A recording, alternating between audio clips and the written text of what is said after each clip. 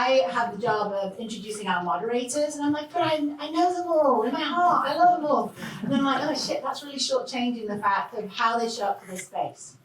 So I want to quickly read the bios of our fantastic moderators today.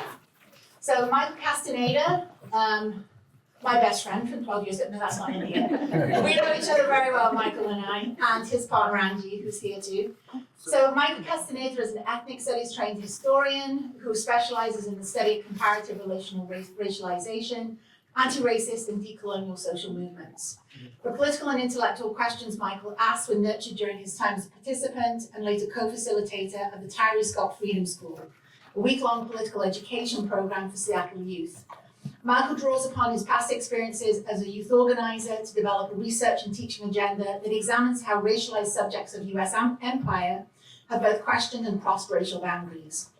Michael is currently working on a book manuscript. I know you are, Michael. Yeah. No Separate Peace, Black and Filipinx Workers and the Labor Solidarity in the Pacific Northwest. Yes. This study examines the parallel and overlapping activist traditions and grassroots organizing practices of Filipinx cannery workers in Alaska and Black construction workers in Seattle between the 70s and the early 2000s. Michael is also a member of the Critical Filipinx Student Collective, a collective of scholar activists that collaborates with community and grassroots organizations that embrace the progressive agenda for dignity, respect, and the empowerment of Filipina exos in the Philippines, the United States, and global Filipino diaspora. It's a mouthful, but also that means hopefully you can talk to Michael later and think about where in your curriculum are you developing that might overlap with Michael's work.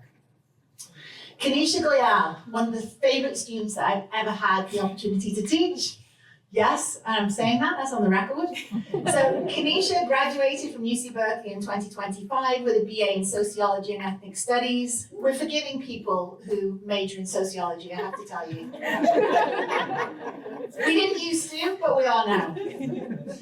In ethnic studies and sociology. They have organized in a number of spaces on and off the UC Berkeley campus, including mutual aid at People's Park and Palestinian Liberation. They have also been involved in various educational programs, including engaging middle school students in environmental justice education and praxis through Frontline Catalysts, a program very close to Jason's family's heart, and helping restart and facilitating the Teach in Prison program, an abolitionist student group that tutors at San Quentin State Prison. Kanisha is one of the bravest students I've ever met. Clara Mangali. Clara graduated from UC Berkeley in 2025, again with a BA in Sociology and Ethnic Studies.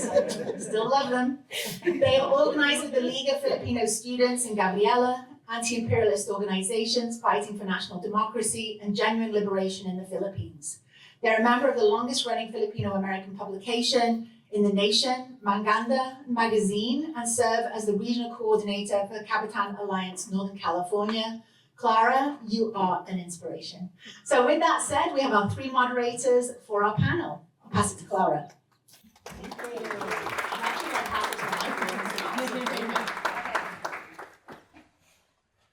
All right, y'all.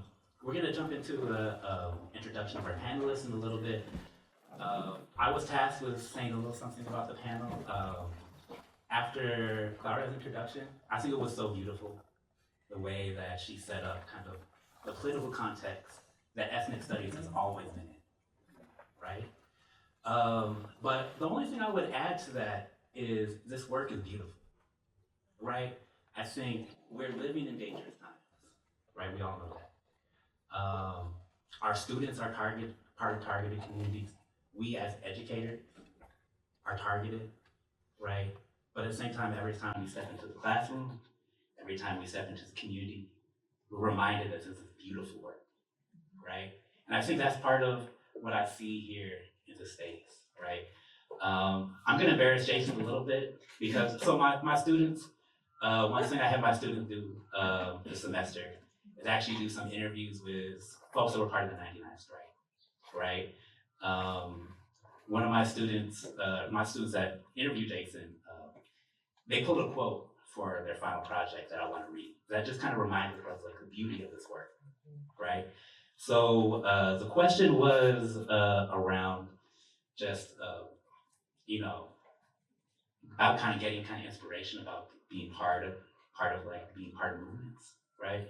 So Jason said, the opportunity to participate in something that makes the world a more humane place, a place where love and tenderness, to quote June Jordan, is possible, is a beautiful thing. You will meet people along the way who will transform your life. So my advice is to embrace it. Make it a central pillar of your life, because there's nothing more rewarding than that. I guess what I'm trying to say is not to be afraid of the struggle and to embrace it, because it's about your reclaiming your own dignity in the context of that community. Right? Sorry, I didn't want to put you on blast, but I was gonna say, hey. but, at the same time, like, that was such a beautiful way to think about the work we do as ethnic studies educators. I had to say it, right? So in that context, something that we really drew inspiration for as panelists, Robin Kelly, a historian of Black radical social movements, was recently, he was talked about how intergenerational dialogues breathes oxygen into our movements, right? So the ability to have a conversation about, third world strike, ethnic studies in an intergenerational kind of space like this, is, I think, something really beautiful. That's something we want to get into. So, I don't know, we'll jump into introducing the panel. Start. Let me actually move from left to right.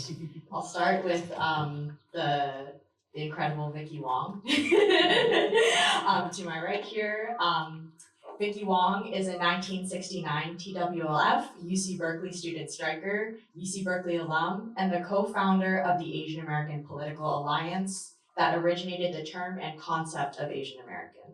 She is the co-founder of the first Salinas chapter of the United Farm Workers Union. While a community and labor organizer, she was elected manager of the Chinatown Co-op, the first workers-owned garment factory in the world in the International Hotel.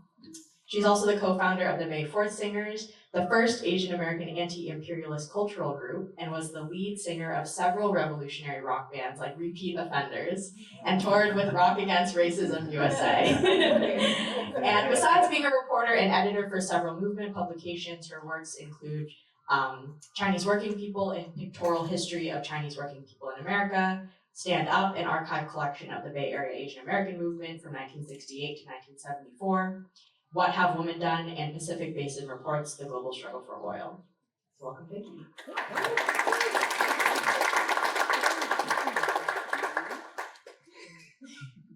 Next, I'm going to introduce Clementina. Clementina was born and raised in Salinas, California.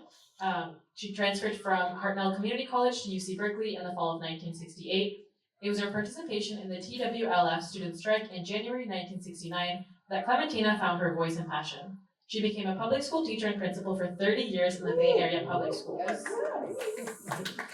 In retirement, she served as a school board member in Albany Unified and continues to jam California legislators on their whitewashing of the high school ethnic studies requirement.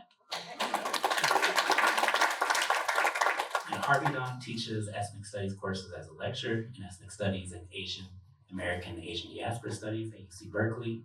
Initially, Dr. Dong took part in the 1969 Civil Liberation Front, a student movement to establish ethnic studies. Once ethnic studies was established, Dr. Dong taught some of the department's first community issues courses based on extensive fieldwork carried out in San Francisco's Manilatown and Chinatown, while also being active in struggles to save the International Hotel in Manilatown and to protect Asian immigrant labor rights. Dr. Dong studies the history of social movements and activism within Asian American communities, as well as grassroots movements for social change. And now for our 99 strikers. Right from the end there is Genevieve Negron Gonzalez, who is the professor in the School of Education, affiliate faculty in the Migration Studies program, and faculty director of the MA in Higher Education and Student Affairs program, all at the University of San Francisco.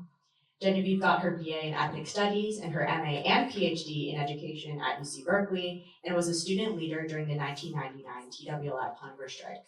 She is an interdisciplinary scholar of education and immigration. Her research focuses on the educational and political lives of undocumented young people, deportation, immigrant families, and violence at the border, and the educational navigations of Latinx communities. Her books include Encountering Poverty, Living and Acting in an Unequal World, We Are Not Dreamers, Undocumented Scholars Theorize Undocumented Life in the United States, and The Latinx Guide to Graduate School. Welcome, Genevieve.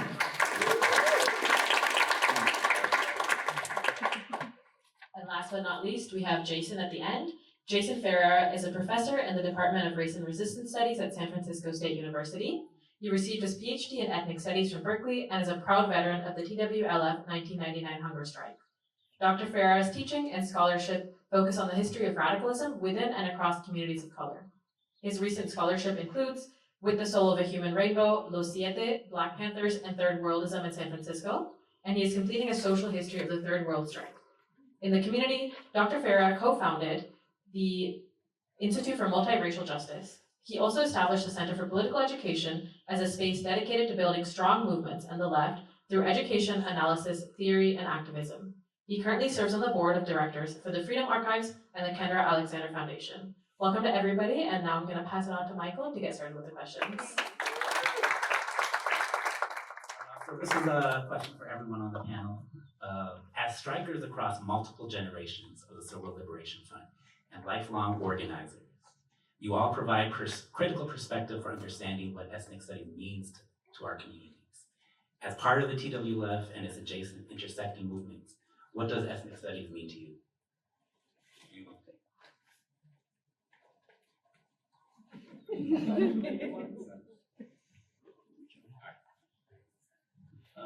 Yeah, I was thinking about this the other day, and it does mean liberation, but to be liberated, you really have to know yourself, you have to know your community, and you have to have that sense of belonging, you know, and the system itself does not allow that. And what it does is it disrupts us and makes us confused and we lose direction. I did a couple of talks also at San Quentin Prison, and one of the themes that I promoted, which was actually embraced by the prisoners there, was this idea of no history, no self. No history, no self. No history, the first is N-O-N-O, and then K-N-O-W, K-N-O-W. So I think for us, that's what kind of drove us to fight for ethnic studies. And also at the same time, we learned about solidarity because you can't fight on your own.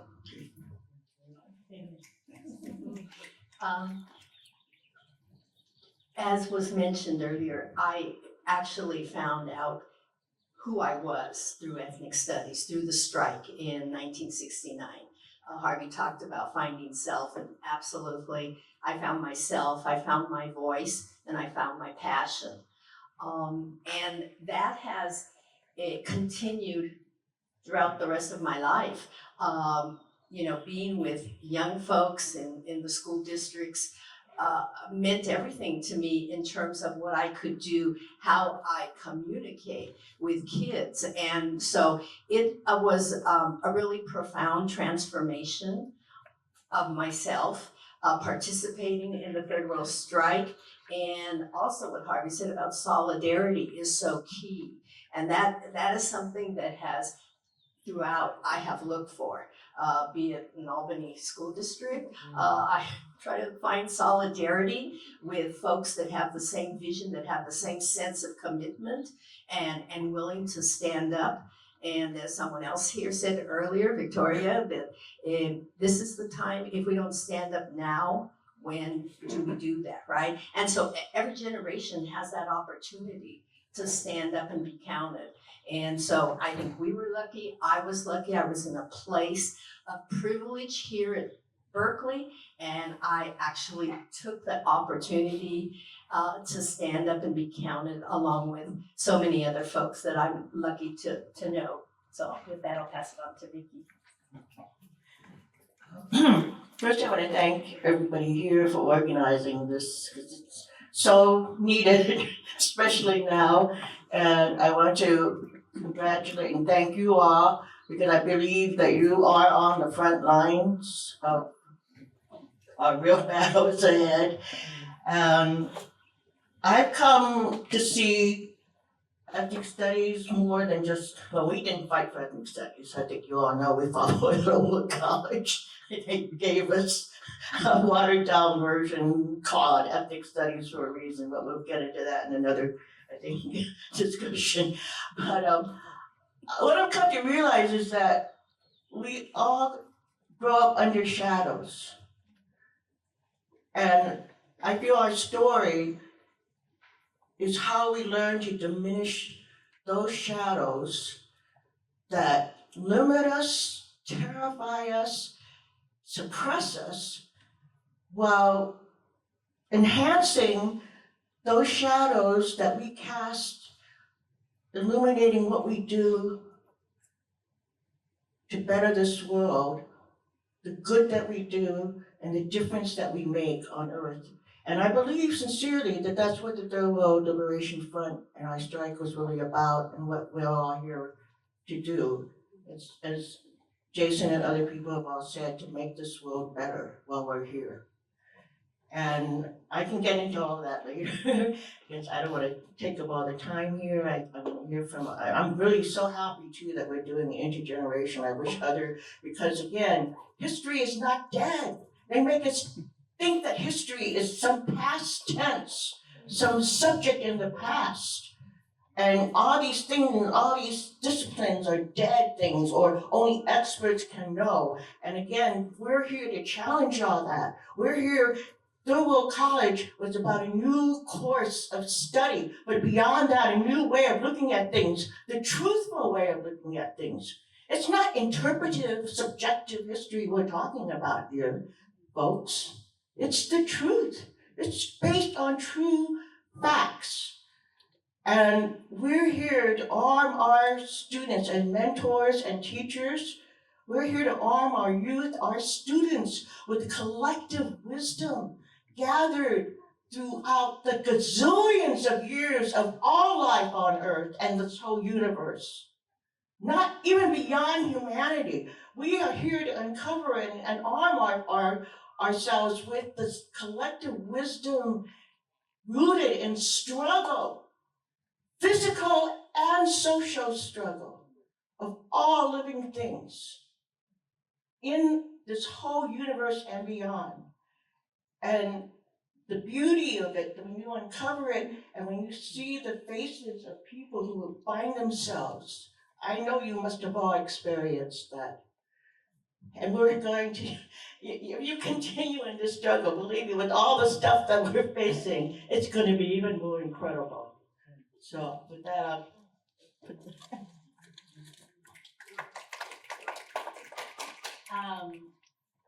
I was thinking about this question in a certain way before we started talking, and now I'm thinking about it in a whole new way, which is what this kind of conversation is so lovely for. I came to UC Berkeley in 1996. I was a first generation college student. I already felt like just like being here, I was like, okay, phew, like my parents like sacrifices, like, okay, it was worth it. Like I got into college, I'm here, I'm doing the damn thing. And then I also very quickly, like on this campus, felt like I was completely on the outside. I completely felt like I didn't belong, and I was like, and I spent, the better part of that first year, like pretty convinced that like they had sent me a letter by mistake. I was not supposed to be here. Like this was not, like I was not ready to hang. I was not going to be able to do this. And I landed in, I didn't take any of the advice that was given to me, and I didn't see advisors or anything, and I picked classes because I was like, I'm gonna pick the classes that look like stuff that I'm interested in taking classes on, and hopefully they'll satisfy some requirements and that kind of thing. And that's how I found ethnic studies, is by looking through the catalog. At that point it was like a printed catalog, like looking through the catalog and like finding the stuff that like felt like were the classes that I should be in. And as soon as I landed in those ethnic studies classes, I was like, oh my God, like school can be like this, And I remember reading and feeling, I took this class that was like the Chicano family or something like that. And I was like reading, and I was like, oh my God, I'm like reading about my family, but like, I'm not reading about my family, I'm reading about my family. People study this stuff, like people like, oh my God, this thing that like, like, that my mom was like this, and the people like theorized that, like, oh my God, like it was a completely different way to understand not just the world around me, but also like what education could be. And so in a lot of ways, ethnic studies is what made me an educator, right? It's because it gave me a sense of and a possibility of what things could be. I also, because it was 1996, I stepped onto a campus that was embroiled in the affirmative action struggle. I was in the last class admitted under affirmative action policies in the state of California. And so I also, sort of stepped onto a campus that was sort of embroiled in all of this. The takeover of Camp Neely happened like in my first, month and a half on campus, and all of that in a really profound way was a part of the education that I got and shifted the trajectory of my life in a pretty substantial way.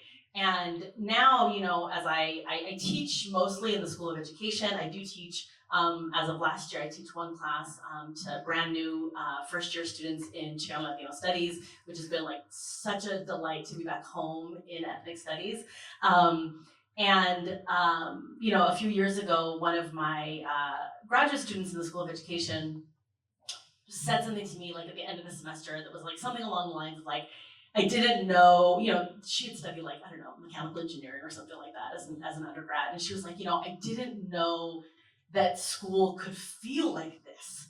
And I was like, oh, like it took me back. I just remember having that like realization, that sense, I had GSIs like this one, and was like, and when she said this to me, it reminded me of my own process at this moment, and it also reminded me of how there are ways that we enact and create sort of ethnic studies spaces in other places that are not actually ethnic studies, And so for me, ethnic studies is not sort of disciplinary bound in that way, which is sort of convenient for me because I have to teach in a school of education, so that's what my job is, But also it is something that I think is just really grounding, especially in a moment like this, is how we think about what it means to sort of enact the kinds of spaces that ethnic studies allows us to create in the institution, in the other spaces in the institution and outside of institutions as well.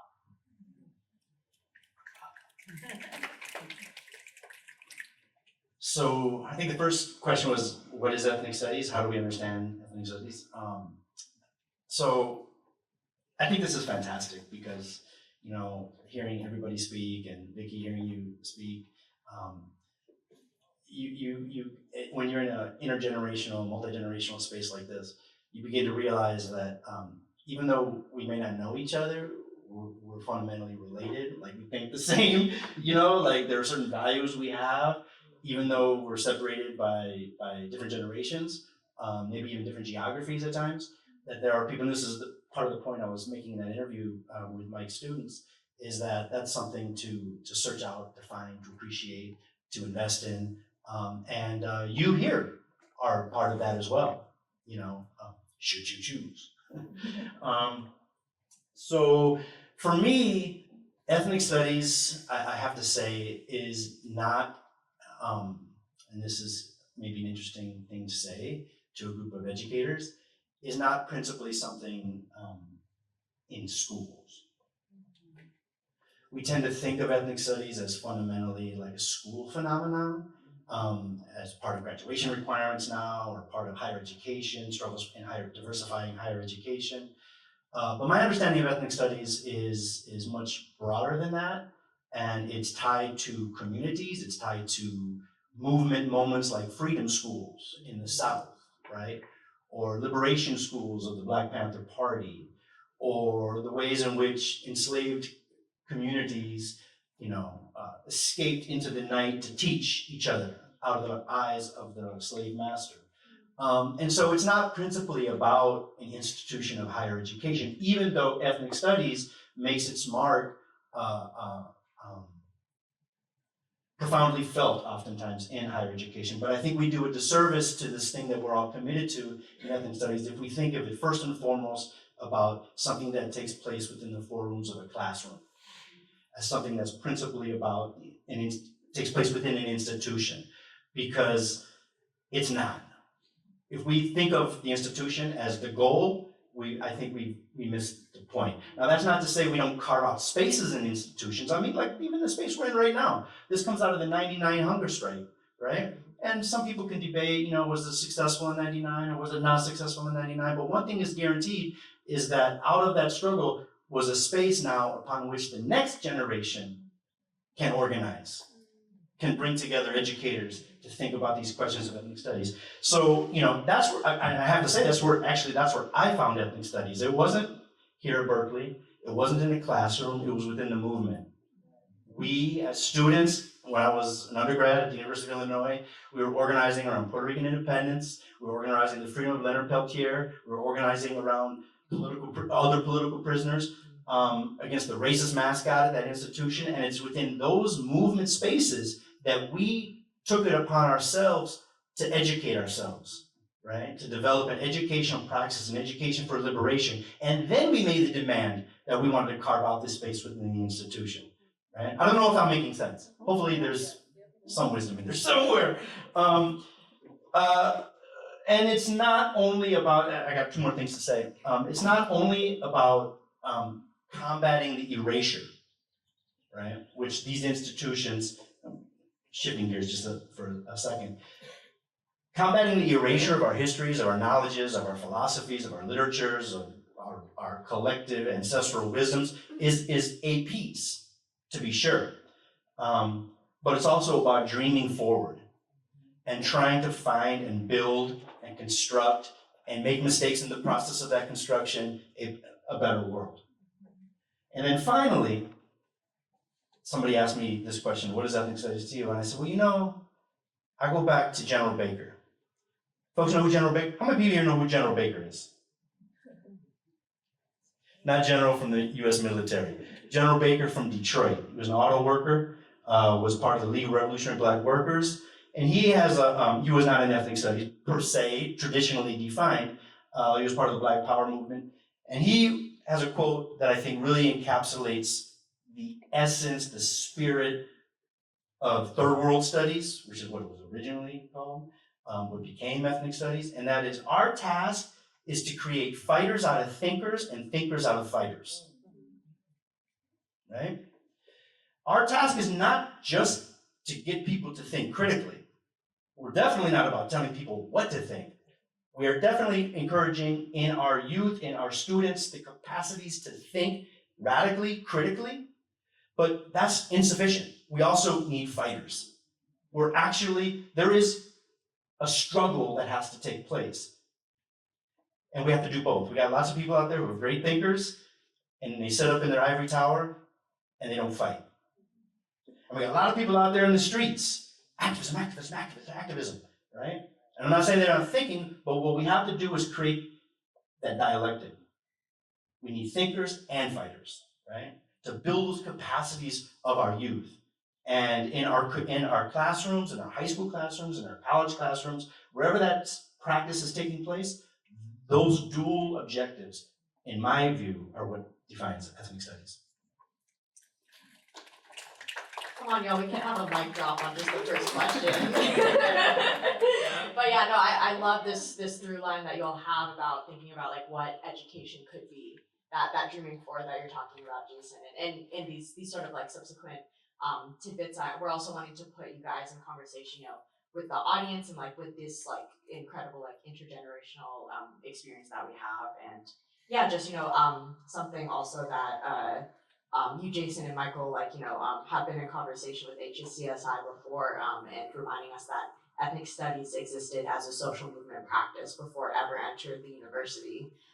So with that, I also want to turn it over specifically to the 69 strikers actually, to ask you guys, you know, how can educators today, the people in you know the high schools and the middle schools, be a part of continuing the work of TWLF in fighting for, like you know, where you were saying, Vicky, not just ethnic studies, but liberatory education, an education that is pro-people and an education that dreams forward. So how can these educators in the room today be a part of continuing that in your view? I don't know if any of you want to. I guess I'm sitting next.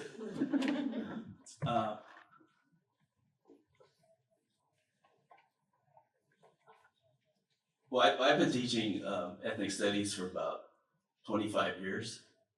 Actually, since 2002. I was actually involved in the strike, involved in community work, and then there was 20th anniversary commemoration of the TWLF, and we went there. It was kind of small, but there was something, you know, taking place, just kind of regenerating and stuff like that. And I remember speaking at Professor Carlos Munoz's famous class, which they no longer have. It's on the civil rights movement and Black Power, Chicano Power, Native American movement, and Asian American movement. And he actually encouraged me to come into the program, into the graduate program here in Ethnic Studies, to write about the movement. And I remember after a while, Professor Munoz retired, and then I helped continue his class as a graduate student teacher. And I remember organizing panels and bringing back a lot of the old timers, because there was like a huge gap of knowledge. You know, if you ask about the Third World Liberation Front strike back then, people would not have too much info about it. And I remember these panels, which involved Vicky, Richard Aoki, Bill Lee, who was very active in the iHotel. You know, these were people that all had important stories and lessons to share, and there was a huge gap in terms of that. You know, so I kind of saw my role as kind of filling that gap of knowledge and information that was blank because of the conservative trend that was taking place. There was a huge political backlash, you know, and part of that political backlash also involved people not necessarily consciously caving in, but these classes about activism and civil rights were fewer and fewer, you know. So in terms of that, I think where I feel things really make a difference is when you empower students with that information and knowledge to the point where they take some initiative, they become active in their communities. The research that they do exposes like poverty, racism, and information that the students carry on is continued within the community. 2 weeks ago, I was at a panel similar to this, and it was this group called SEAM, Southeast Asian Mentorship, and it's a high school mentorship program. And one thing I was really surprised there was there were like 3 generations of volunteers there, and they all went through ethnic studies. You know, they benefited by the information, they felt they were empowered by it, and their community organizations actually used the information that the students did over the years for the benefit of their own communities. So that's a big, that's a very good thing, you know.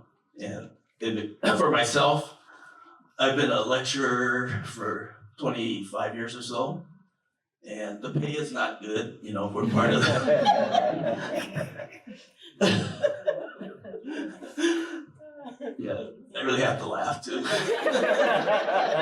But the benefits of being a teacher are terrific, you know, because when you see students empowered, they take this information, it becomes part of their community life. Their parents are involved, you know, they're actually interviewing their parents and stuff, and the students are writing about it, you know, and getting feedback. And then you have these community organizations kind of say, hey, yeah, you know, you should say this and you should say that, you know. And so some of the students were saying that when they came to Berkeley, they didn't really know that they were poor until they met other students. Then they could compare, you know. So it does make a difference, you know, creating that opening, encouraging the students, having empathy for them, and encourage them to connect with their communities. Yeah. I kind of want to break it down to the very basics of the question, because you guys have a hell of a job today. really unlike what I had 30 years ago, 40 years ago, and I really want to honor you and recognize the tough position that you are in. And so basically, what does that mean? And I think the very first thing is finding other people that you can bond with, the community of teachers at your school site in particular, that will make the difference for you after the end of a hard day or at lunchtime when you really need to talk to some other person about what's going on. And I don't see it so much the issues, the problems with the students. It's really other adults that run around at a school site. And so that's what I really think. You need to develop your alliances and your friendships so that there'll always be another person for you to talk to. And of course, depending on which school district you're at, you will find many more, for example, teachers of color at some school districts. And those of you in different places may not find them. And you may be one or two of teachers of color. So that you're gonna, so that's why the solidarity that you can achieve with other teachers, to me, is the most important. And then, as Harvey said, I think the other element is community. And high school teachers have it different. And I think it's a little bit more difficult to develop community with parents when you're seeing, 150 kids a semester. Right? Yeah, that's about it. And just circle through your classes, right? I was predominantly at the elementary level, and there you could get a real grounding of who your parents are.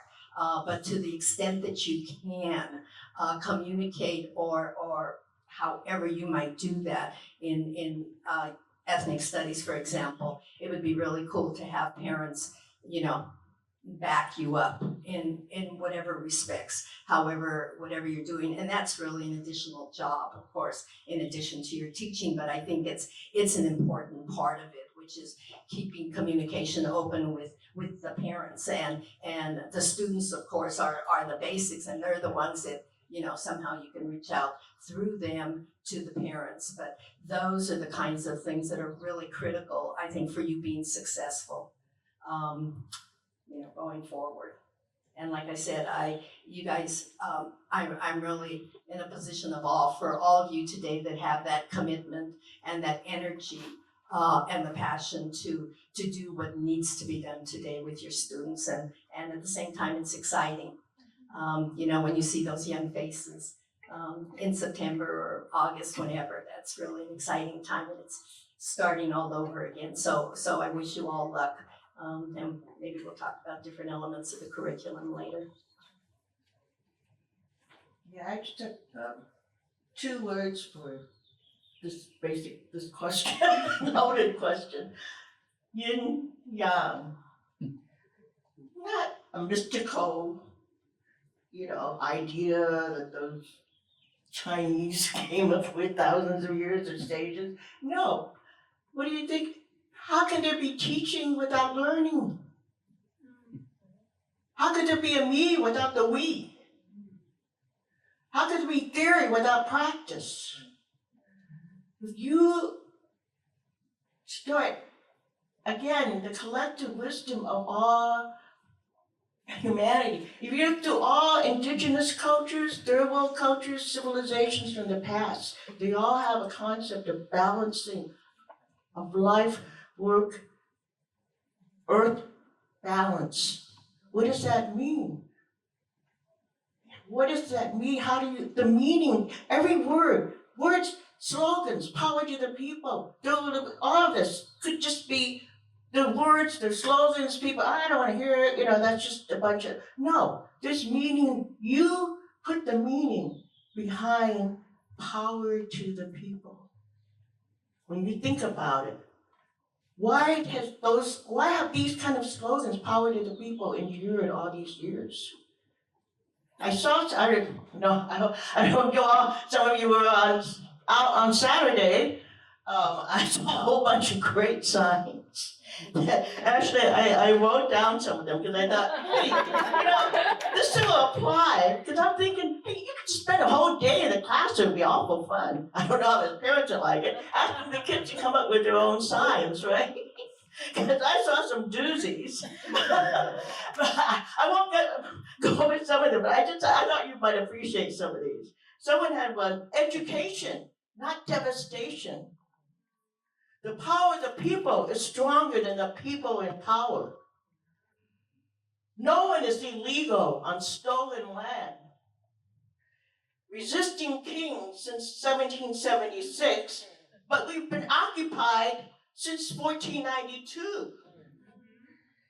We have community, they have lies. Believe in science, not hate. Separate church and state. When the people rise up, the power comes down. I'm not terrified. I'm infuriated. Trump, so full of toilets are jealous. Elect a rapist, expect to get.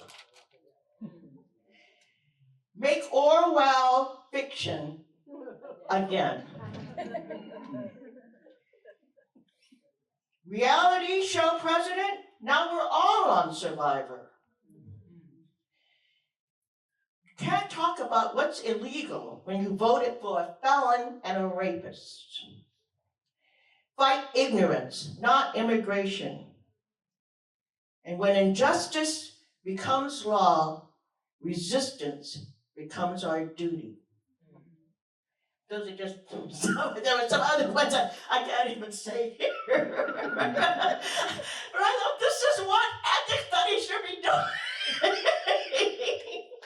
Not only the people coming out, but putting it out there, coming up with being so damn creative and not the usual things. But there's meaning behind everything and examining what does everything, why did we call it Third World Liberation Front? What does that mean?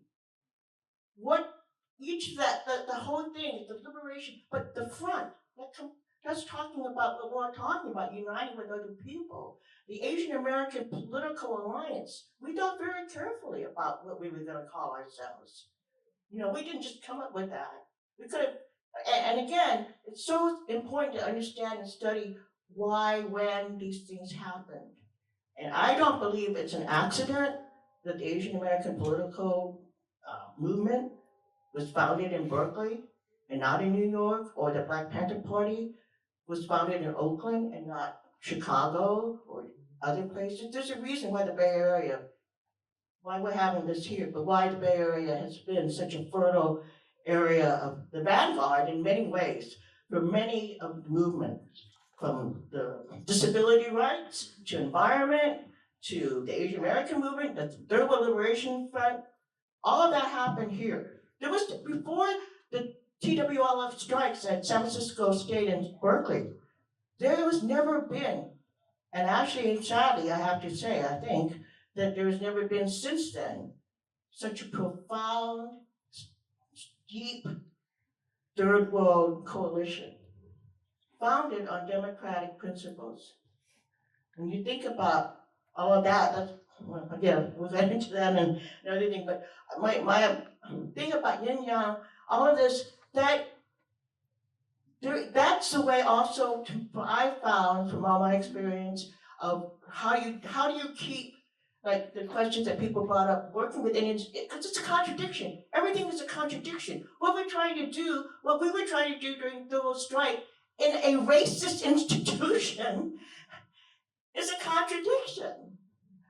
But, and what you're all doing, I'm sure you run up against that daily in your lives with the administration and everything else. It's a contradiction. And you're, in many, many ways, of course you're fighting for a reform, whether you're a revolutionary or not. What you're doing, what the end result will be, if you're doing it correctly, will be revolutionary. And just as I've said, I think some of you have heard me before, teachers have such a profound effect. I just want to go on this tangent because, again, I think some of you have heard one of the reasons I'm here today as who I am was because of my history, my high school history teacher. He was the first to mention Malcolm X or talk about Vietnam, and none of us even knew where that was on the map. I mean, he brought up all this stuff, and he wasn't a fiery speaker, you know. He just was very quiet, persistent, trusted in us, the students. A lot of students turned them out, didn't listen, didn't even come to class. But those of us who did, you will be getting through to people like me who is hungry for some truth, something. So don't lie to us. You know how kids know when you're lying. You know when they know you're talking BS. All they want is honesty from you, sincerity.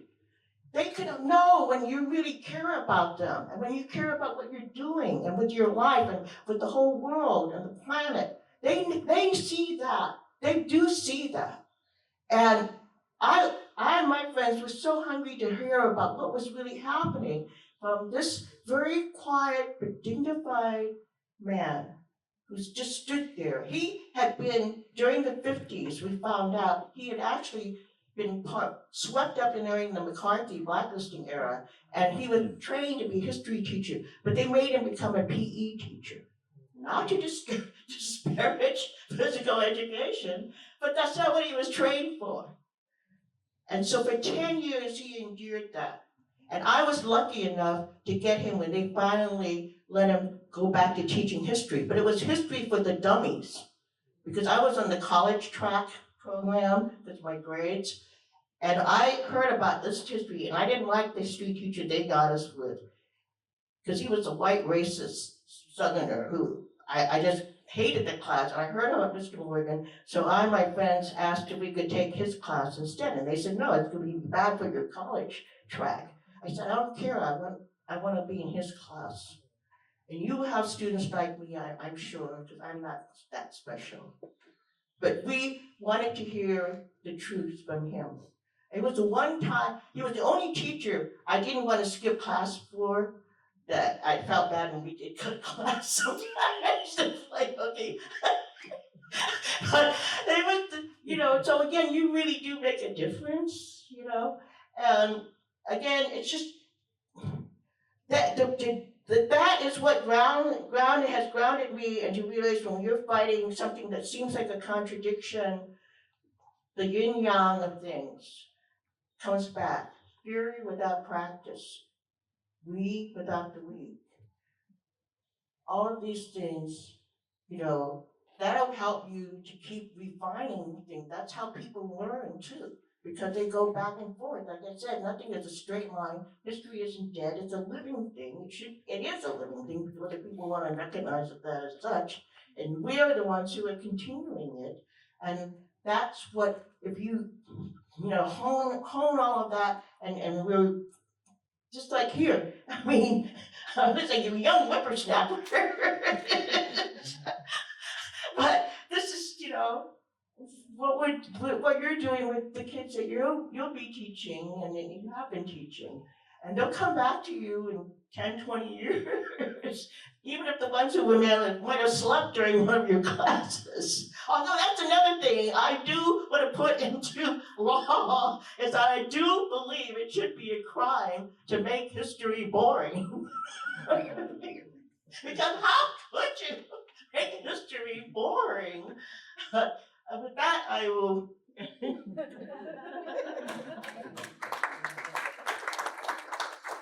Thank you so much. Thank you so much to our 69 strikers, in really grounding us in what ethnic studies can be in this continuity from the work that you've done, in Clementina's reminders of how important it is to not just find community, but to build that community, in Harvey's reminder that ethnic studies is a way for us to fill that gap of knowledge between the work that's being done on the street, the work like the signs that Vicki uplifted for us, and more formal education, but it's also a way for us to bring students into the struggle themselves, to provide them the tools that they need to continue to further the work of all the lovely people that we have here. And so with that, I want to propose our next question to the 99 strikers, which is, obviously you were in a very different political moment coming into 99. There wasn't, you look at 1969, revolution was in the air. There was just such a political consciousness in just the general community. There were so many social movements that TWLF was able to build off of, and that was very much not the case in 1999. And so as you're coming into this completely different political atmosphere, how did you adapt the tactics and lessons from past generations of organizers, and how is your generation of the Third World Liberation Front helping to sustain the movement's history? Okay. Yeah, the 90s were definitely the revolution. It was not the 60s. No, but that's I think that's the I mean, we were in a defensive moment. I mean, you came in what did you say, 96? In 96, before 96, there was just that whole wave of initiative, propositions, 187, 209, 227. What was the youth one, the gang? Prop 21. I mean, and then Ward Connerly also had the sort of we're gonna take race out. It was pretty depressing. It was pretty, and we were getting beat, although we did beat the Ward Connerly one. And so it's within that sort of context that I think fuels sort of our anger at that moment, and I won't go into the history of all of the things that led people to go on hunger strike, because it's, like any movement, there's a lot of different dynamics at play. I mean, but it was definitely a world we're living it right now, basically. Neoliberalism. There were these moments of, and maybe we'll get to it at some point about Third World Liberation Front. The importance of the Zapatistas in the 90s, the importance of, at the time, what did they call it, the anti-globalization movement, right? And then ultimately the World Social Forum. So there was this internationalist component to it as well, and there were science, but the so-called left project was in a state of crises after the fall of the Soviet Union and the Socialist Bloc, and there was a lot of transformations within the left and new direction. Anyway, now I'm getting into one of my lectures. But I have to say, like, what did we do differently? I think that we actually, if it's not broke, don't fix it. I mean, I think one of the things that we did, obviously one difference was we did a hunger strike, right? We took advantage of the time because, what the institutions love to do, you'll notice these things tend to blow up in the spring, and then the institution tries to wait you out until the summer, right? And so the institution, this is where knowing about organizing is very important, has the resource of time on their side. And they engage in a whole series of tactics to stretch that time, because they know that come the summer, everyone's gonna go home, graduation's coming, some people are gonna be gone, and then, that energy, that momentum dissipates. And so what the students did is they said, well, we're gonna take that notion of time and we're gonna wield it on our behalf. And so that every day that you delay is another day. Now the press is saying it's been 2 days, kids haven't eaten. It's 3 days, it's a week now. Oh, and by the way, Alison Harrington now just went to the hospital, right? Who was one of the hunger strikers, And so it actually flipped the script on the administration, right? So the tactic was different, but I don't think, spiritually speaking, and I'm not necessarily a spiritual person in that way, but that's what a strike is too. It's recognizing the power that you have, and then you developing strategies and tactics to achieve your purpose. The second part of the question was, what do we do? What do we do today, or something like that? It was, how is your generation of the Third World Liberation Front helping to sustain the movement's history? Okay. Well, I can't speak for my entire generation, but I will say this. So I teach at the College of Ethnic Studies at San Francisco State in a department called Race and Resistance Studies. And one of the things that we do in our department is try to reclaim the original praxis of ethnic studies and third world studies. And so One is we make sure our students are well-grounded in their history, in their cultures, right? All of the things that we tend to think of as important in ethnic studies, like no history, no self, right? The thing that Harvey was talking about. However, the other thing that we do is we require that students be involved in their communities. They have to, in order to graduate, to get a degree in race and resistance studies, they have to become involved in their community in some shape or form. Because that practice is an essential part of learning, right? Like I could throw a book at you about dancing, but you ain't gonna be able to dance when the rhythm hits just from reading a book, right? You're gonna have to actually practice it. You won't step on some people's feet probably, but eventually, you know, most of y'all probably will get some rhythm, you know, and be able to dance salsa, whatever it may be. I'm using that as a metaphor, obviously.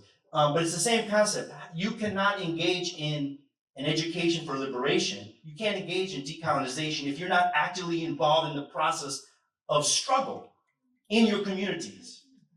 And so for us, one of the things that we try to do is involve students in community work, right? And this is not anything that we came up with. It goes back to the OGs, right? The work at the I Hotel. It goes back to the occupation of Alcatraz. It goes back to the work with folks who were in the BSU at State and the work that they did in the Panther Party, right? The free breakfast for children programs or the free health clinics, right?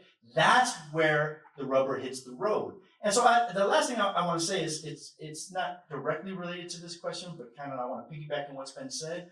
I'm a parent now, and I have kids in school, and I actually think that you as teachers, like I want my teachers of my children to be able to teach them history. I mean, they're getting it at home, to be sure. They're like, can we get a different history? No, but it's like, no, I want the best educators, you know, in the classroom. But the truth is also, and I don't know if this is going to make sense, because it just occurred to me as we were talking, you know, my wife came down with cancer a number of years ago, breast cancer. And this is what I was afraid of. I was like, oh, I don't emotional. The teachers knew what was going on in my kid's life, right? And so above and beyond whatever the teachers are doing in the classroom, circling the chairs, using good textbooks, that's very important. I want that. But what's important for you to know as teachers is to know what's going on in your students' lives. So this point, the political point about getting to know the parent, I think it's absolutely essential. It's fundamental to ethnic studies that you know your students and what's going on in their families' lives, in their communities' lives, and you're invested in it. You're not just parachuting in for 8 hours a day and then going home. That you actually have those that's organizing. You have those relationships with the community that your students come from. And that is ethnic studies. Because if you're just dropping in and you're sharing a little this history, that history, that's great, but that's not really ethnic studies. Because ethnic studies is the involvement in the life, the material conditions of your students' lives, right? The other aspect of that's really important is when they come for you, and they will come for you. If you're teaching ethnic studies, like they come for all of us, right? Like the orange one, right, does. You will need the community. And that's what we learned in '99. When we went out on a hunger strike, the community came out and they supported us. And we probably wouldn't have won. We wouldn't have been sitting in this room right now if the community hadn't come out. I'm talking about people like the famous ones, like Dolores Huerta came out, right? Who else came out? Michael Franti came out from Spearhead, huh? In the 90s. Oh, no, just Michael Franti 90s. So. Oh, Michael Franti in the 90s, right. Yeah. But then there were other, like, man, Kit Carson came out. But you know who else came out? I can't remember her name. There was a sister from Chile who had survived the fascists in Chile, who came out. She's in the film. She's in the film. And she came out and she was like, she connected what we were involved in here with the struggle against fascism, against Pinochet in Chile, right? So it's vitally important for you to actually be involved in the community, you know? One last thing, and then, okay. So the other thing that was mentioned, I'm writing the social history of the Third World Strike over at stake, right? And I've interviewed, damn near 50 participants from the Black Student Union, the Liberation Front, faculty members, etc. And one of the things that's really a great story about that struggle is that the students there, they not only organized with faculty, and so there was that faculty-student connection, but you know what the students also did? They organized with the janitors, they organized with the secretarial staff, right? And so when they came for them, when the hammer came down, the repression came down, when Ronald Reagan and S.I. Hayakawa and Mayor Alioto, when they came down on the Third World Liberation Front there, guess who had their back? Not just other students. They had built relationships with the people on your school campuses that most people don't think about. The immigrant laborers who were doing the landscaping, right? And here's the thing. Think about power. They don't recognize a lot of things. And so guess who was feeding the Third World Liberation Front and the Black Student Union information? They throw away the memos in the garbage can, and the janitors would go through the garbage and then pass that information on to the students. The secretarial staff, the women there that nobody gave a shit about, and please dictate this memo, right? Sure, and then pass that on to the students, right? Everybody has a role, everybody has a function, right? And I think that that's something that, goes back to the 60s, we had our version of it in the 90s, and it's actually right there with you too in your schools. Those relationships that can and must be built.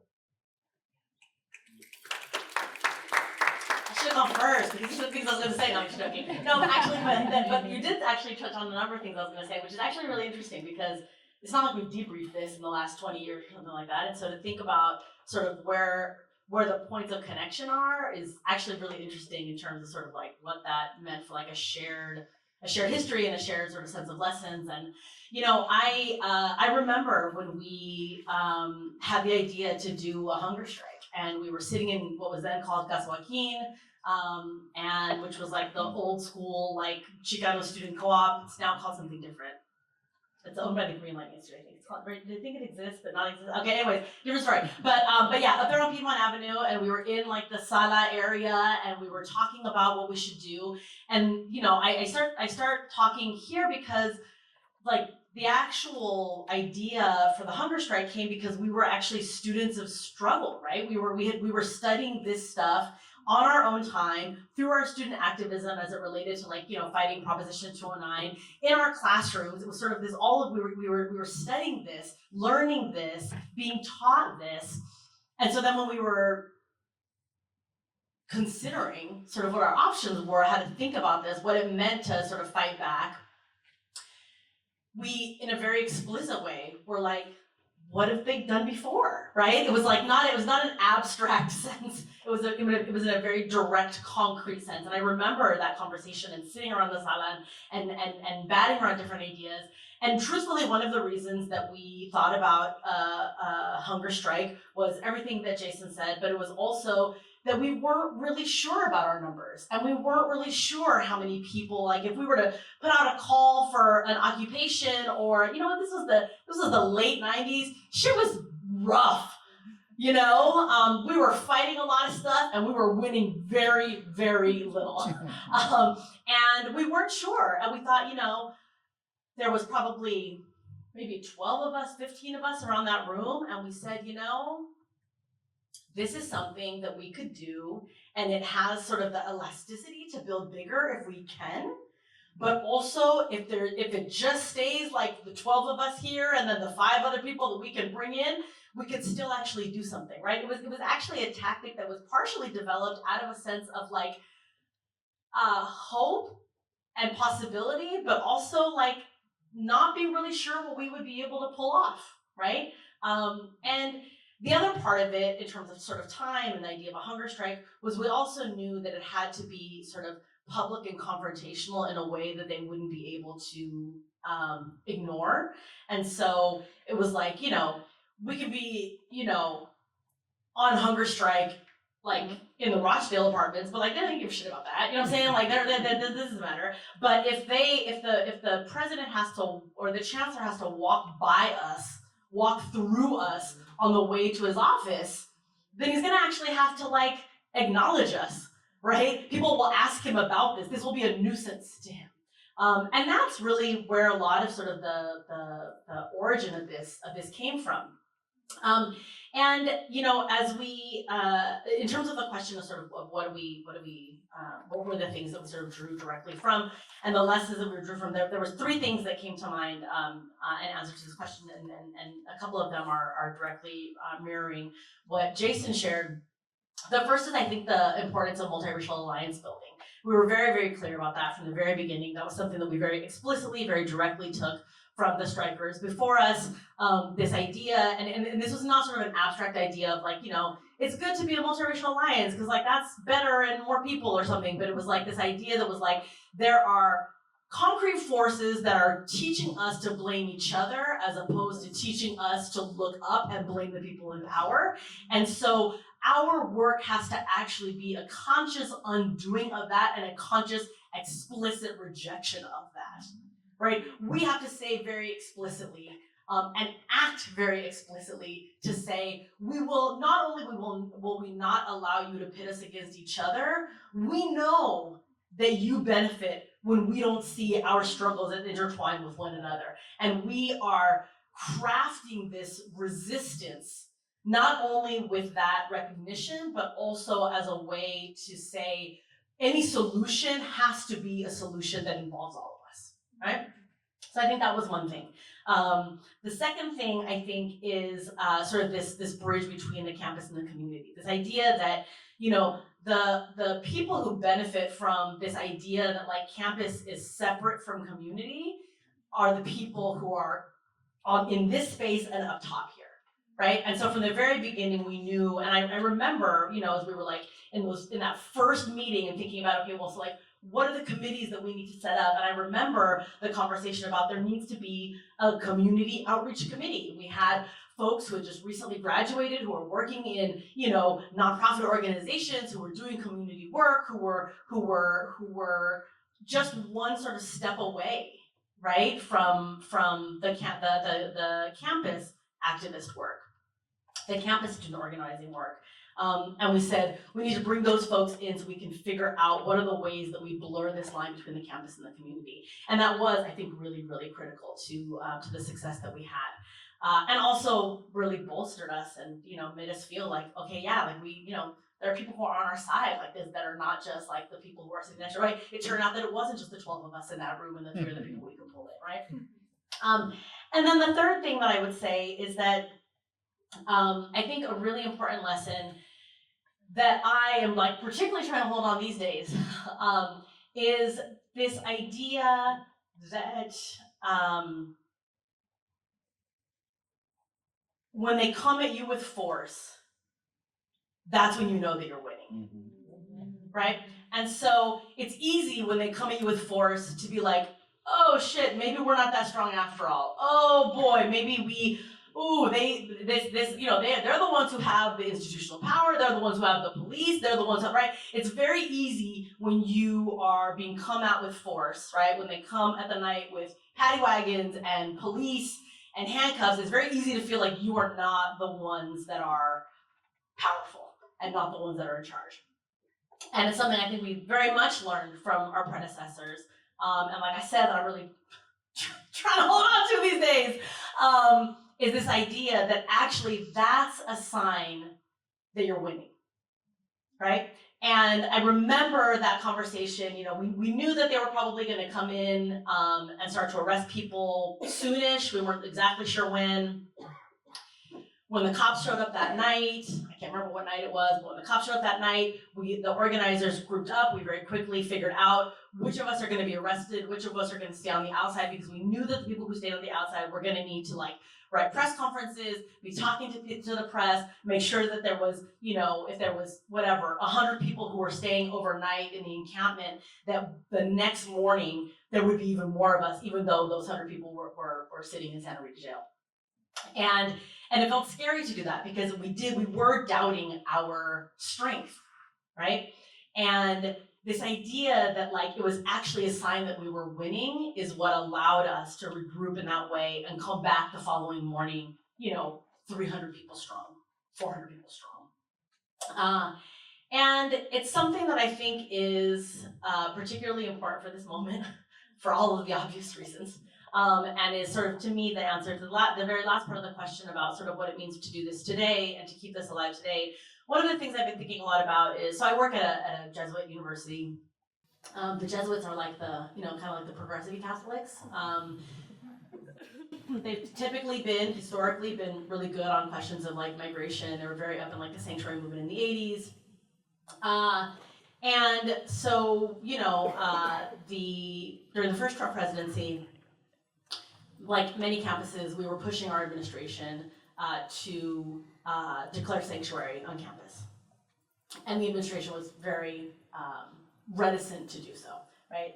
And, I think some of us thought that there was some possibility that maybe I'm like, these are the Jesuits, right? Like, this is your shit, sanctuary. Like, this is what you should be doing. This is the history of your, like, of your order. And they're very resistant for all the reasons that you can imagine. And so when this Trump presidency started, and there was sort of a similar sort of set of questions around like, do we push for the declaration of sanctuary? Where we ended up landing, and when I say we, I mean, sort of like all of the folks on campus who are trying to, hold the institution accountable, faculty, staff, students. Where we landed is this idea of like, they're not going to declare sanctuary. We know that, right? So what we need to do then is we need to just act sanctuary. We need to be sanctuary. We need to build sanctuary. It doesn't actually matter what they declare or don't if the rest of us who are actually the ones who are sitting in the classrooms, meeting the students, interacting with students as they come to campus, if we all are building sanctuary, doing sanctuary, enacting sanctuary, it doesn't actually matter what memo has come out of the president's office, right? And so to me, that is the complication and the power in what it means to sort of keep these politics alive today.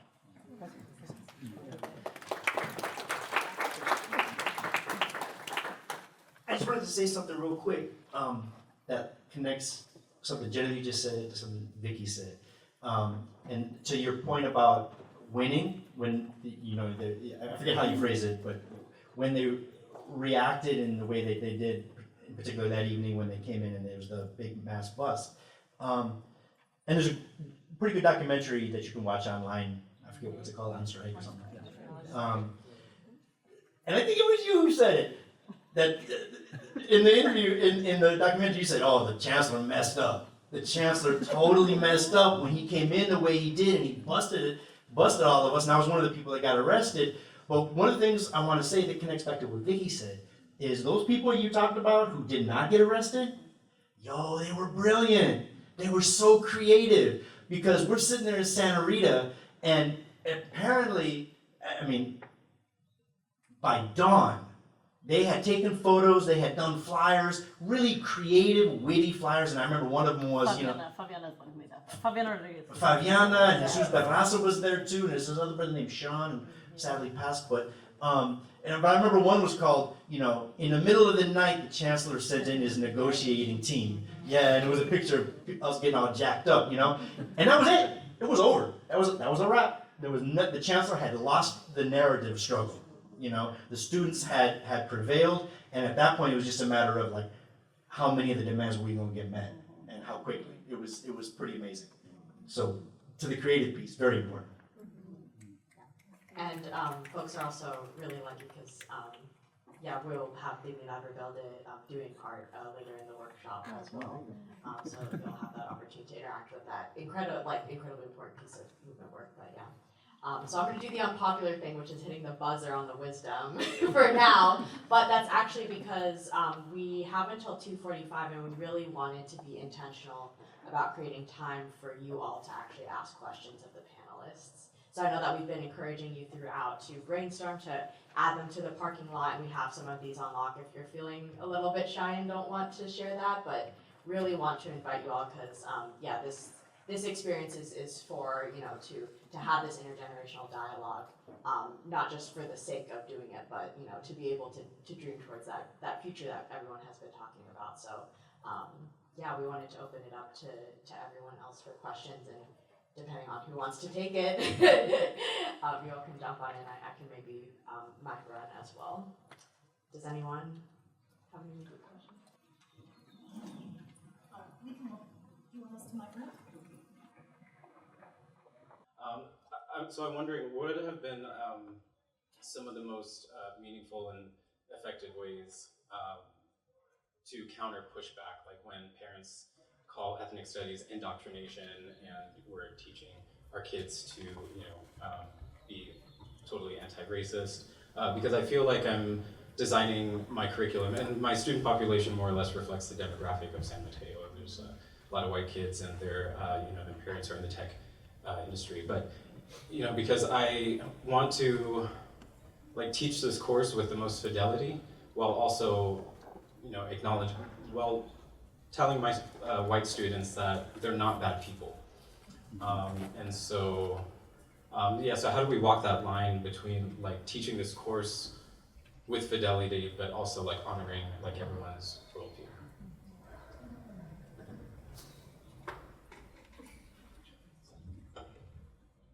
I guess I'll try it again.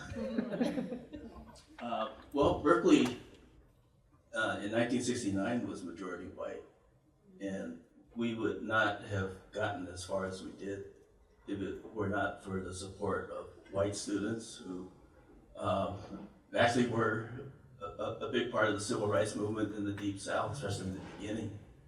And so if you look back at American history, there have been progressive white movements, and there have been white supremacist movements. So again, you know, we teach ethnic studies, you know, we need to bring that out, you know.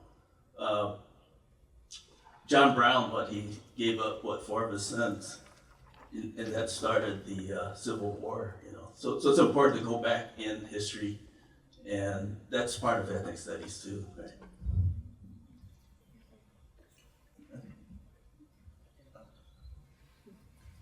I think probably in a lot of ways, the people who are best equipped to answer that question are probably other people in this room. So I don't want to presuppose like because we're sitting up front, we have some sort of, you know, better insight on this. I will say quickly that I think, you know, I think to me this idea that like ethnic studies divides it's a fabrication, right? People are divided in society. Like this is like society divides. You know what I'm saying? Capitalism divides. Ethnic studies is actually the invitation for all of us to see ourselves as a part of a collective story. To me, that's the very basic answer, but it is also the very profound answer, right? Is that ethnic studies actually is an invitation for all of us. Because when you look at history, it has always taken all of us, right? It has always taken all of us. And so when we think about it in that way, and when we think about what it means, then actually, like, ethnic studies is the place where all kids then can see part of who they are reflected in a story of social change. And what could be more powerful than that, right? Because otherwise, the stories that young people have to choose from are much less emancipatory, are much less liberatory, are much more aligned with division and sort of the continuation of like tensions than what ethnic studies offers us as like a collective community.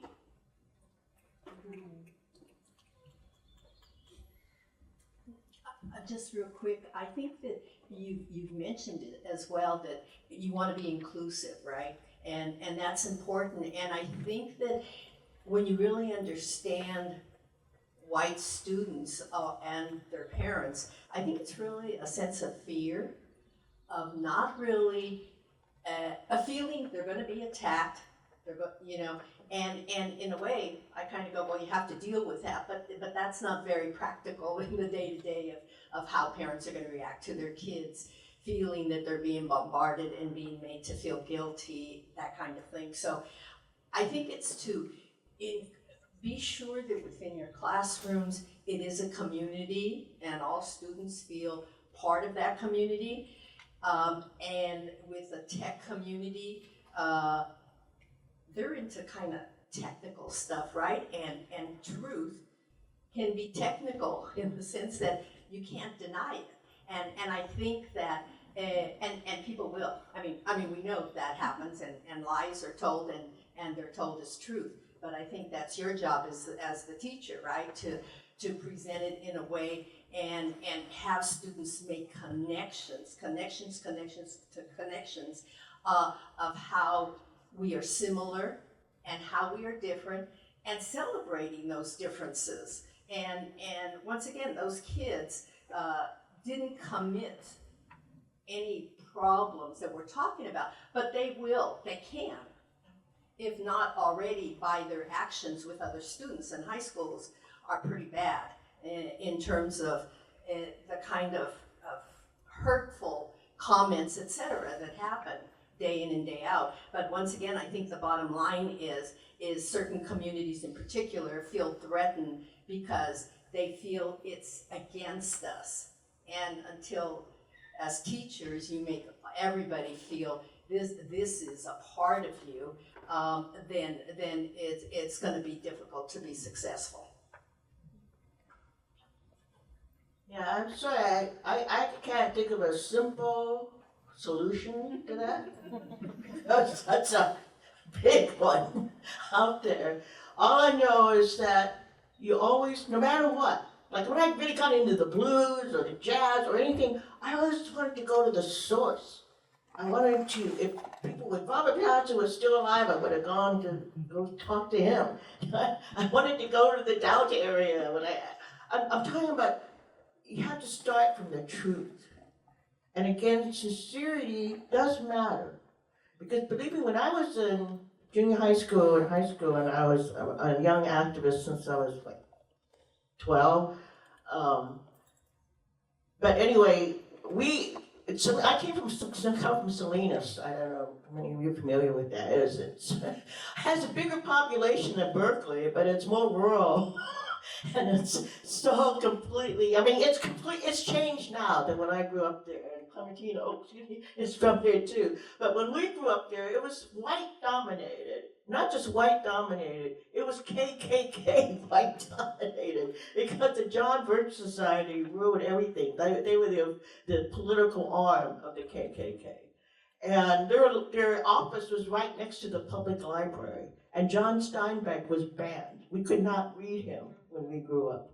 He was banned because of the multi-agricultural corporations that ruled Salinas, along with Fort Ord, which was nearby at the time. It was the largest army base in the country then.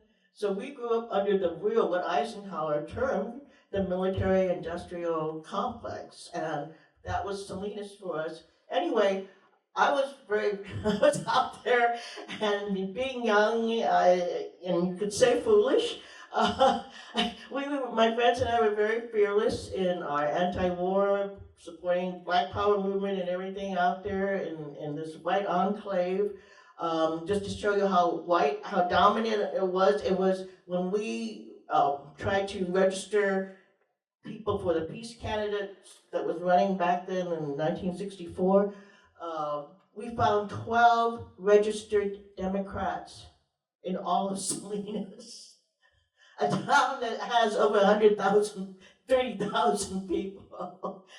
So that kind of shows you how conservative it was that we grew up in.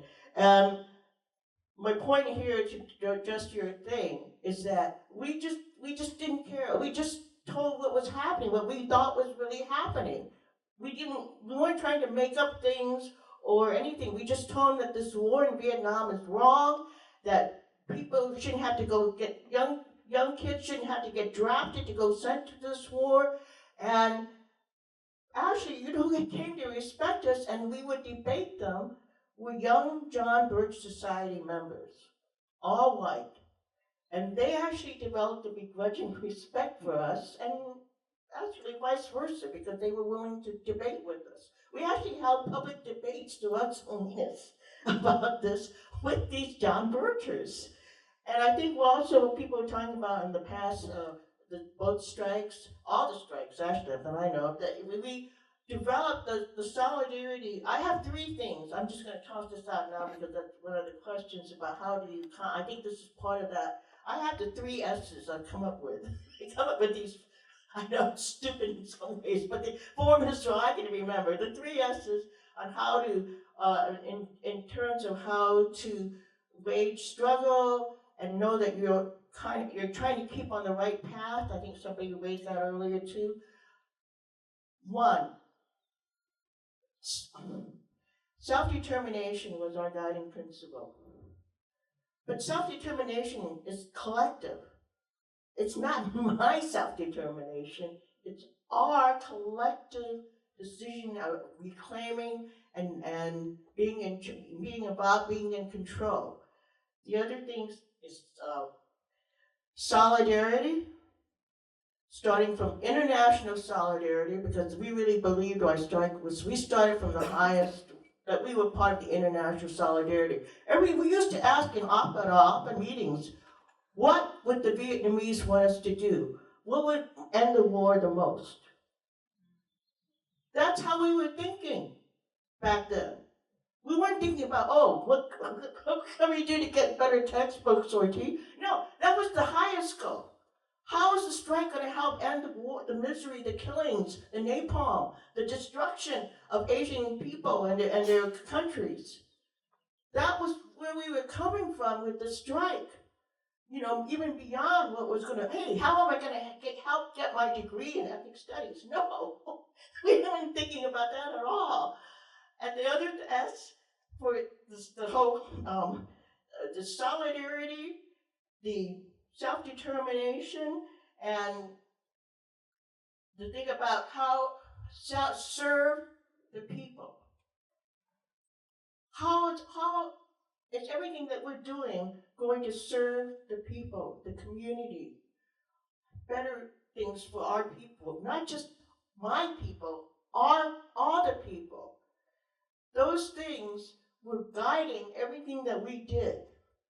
And I found it to be true today. If you come from that and you write your proposal or whatever with those things in mind, even you will get criticism. You will get people coming at you. But, you know, we did too. And look a lot how so much of it, affirmative action, DE, whatever you want to call it, all these things, you know, why are they hitting at all of this so hard? I want to throw out something like here too, because I don't think it's addressed enough at all. I haven't really heard anybody. I heard these never Republicans or even liberal Democrats or even radicals. A lot of people believe this thing that what we're having right now with the MAGA mini and Mussolini, mini Mussolini and all this is just an abomination of the Republican Party. No, it's not. Because we're a testament. You know who was governor of California during our strike? Reagan.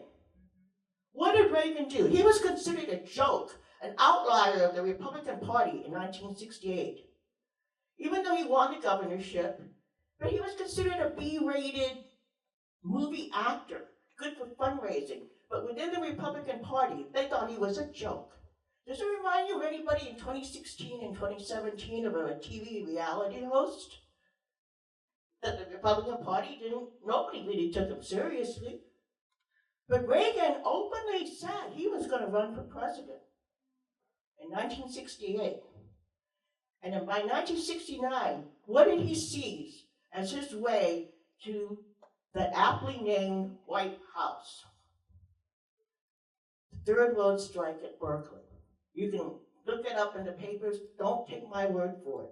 He openly declared that he saw what was going on in Berkeley particularly, and how the whole East Bay, the whole Berkeley and the whole San Francisco Bay Area had mounted all the police forces, including the Highway Patrol, sound familiar, to go in and invade our campus, and they couldn't control us because we kept developing strategies that were different. We weren't doing sit-ins like the free speech movement, which, you know, I totally supported the free speech movement. But we weren't going to sit in and let them arrest us. We started going on the move. We broke down into small groups. We copied the Zengakuren, the Japanese student movement, and went with guerrilla warfare in China and Vietnam. We weren't going to make it easy for them to capture us. So they couldn't, and they couldn't keep up with us because they were huffing and puffing, carrying on their tear gas and their batons and everything that they were weighed down in.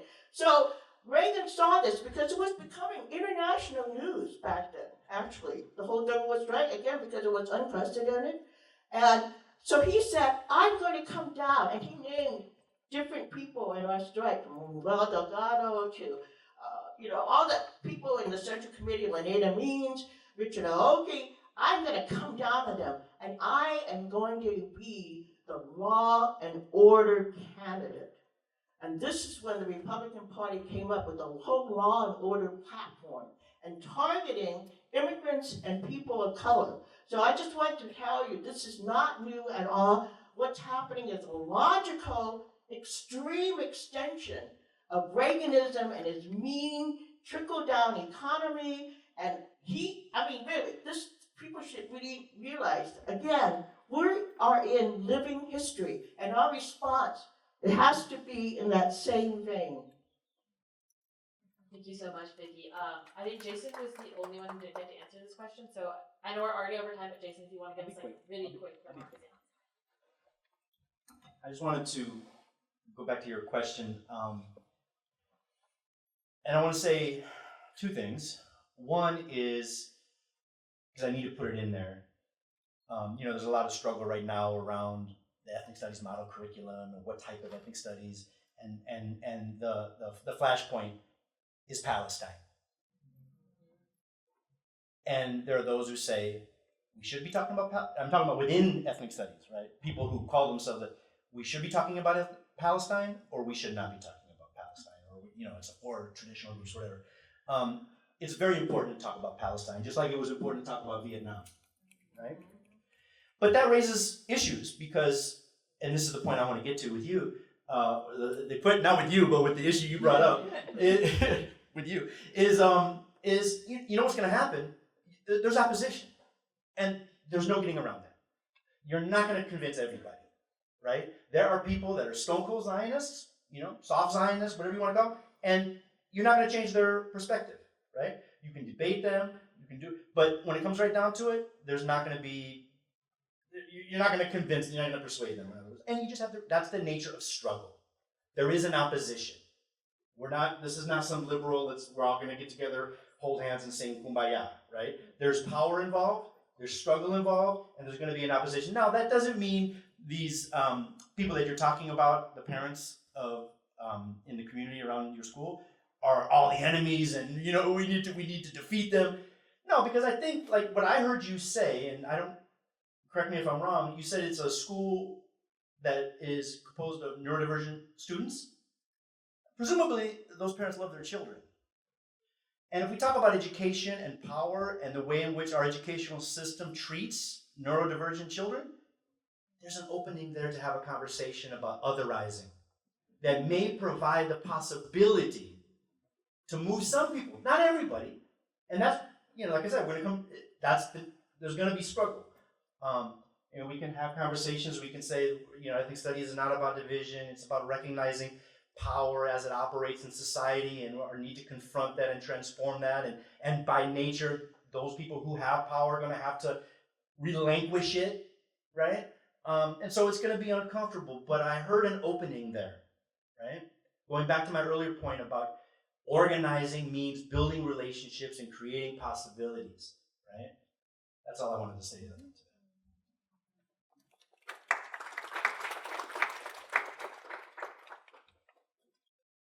All right. I think that's it for. I just want to thank the panel. I mean, this was every year. I wish we had more time to engage in conversation, but I know at the beginning of tomorrow is going to be a space to kind of do a little bit more reflection. Yeah. Yeah, so we're gonna actually start tomorrow with some reflection questions that are just thinking about the role of ethnic studies, and also we really, part of what we wanted to get to with this panel was y'all as educators are not just taking from the work that these folks have done, but you are building upon it. You are part of the same social movement of ethnic studies, and kind of where do y'all see yourself now that you've heard from some of these folks who have been instrumental in developing what has now become ethnic studies, in maintaining that. What is the role that y'all see yourselves playing within this continued movement, within this continued struggle? And with that, we're gonna close up and move on to reflection. Great. The point is, I think that uniting with people will support both to you and other people who have the same things, because that's what happened to us. Whenever somebody's attacked, people have to rise up. And you know, people will, if they identify with what you're doing, they know that you're struggling for the right things. People that you aren't even aware of will show up. But even if not, you have to be strong enough to know, okay, if I'm going to do it alone, I'm going to do it alone, because this is the right thing to do. This is the right thing to do. You have to pick your moments. And the other thing, I'm sorry, I just want to, my thing with Reagan is that he was the first to send in the National Guard. 1,000 National Guard, tear gassing Berkeley. This campus was full of tear gas daily. Base. And, you know, it was like a war zone. It became a military war zone. And that's what I'm talking about. What's happening now is not an accident or something they just thought up out of thin air. And last thing is the Lunar New Year of the Snake. And in my rocking days, I will say, I will leave you with this thought. I hope that this is the time to shake, rattle, and roll our cages. What a great note to out on. So much wonder and wisdom and care and love. Once more, let's thank our panel and our beautiful moderators.